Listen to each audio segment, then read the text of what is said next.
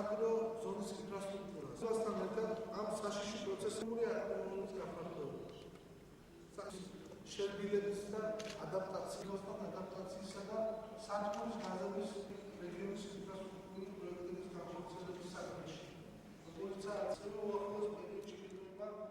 კონფერენციის მიზანიც არის მოხდეს მსჯელობა და ასე ვთქვათ დასკვნის დადება იმ სიტუაციაზე, რაც ზოგადად მსოფლიოში ხდება და განსაკუთრებით ჩვენს რეგიონში ჩართულია საქართველოს სხვადასხვა რეგიონები, განსაკუთრებული ყურადღება მიექცევა იმ პრობლემებს, რაც აჭარაში ხდება, ეკოლოგიური თუ სხვა.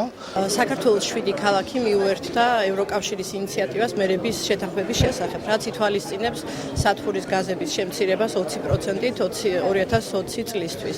ეს ქალაქებია თბილისი, ბათუმი, ქუთაისი, რუსთავი, გორი, ზუგდიდი და ფოთი. დღეს ჩვენთან სტუმრად არიან გერმანიის მუნიციპალიტეტების წარმომადგენლები, რომლებიც გვიზიარებენ თავიანთ გამოცდილებას ამ კუთხით.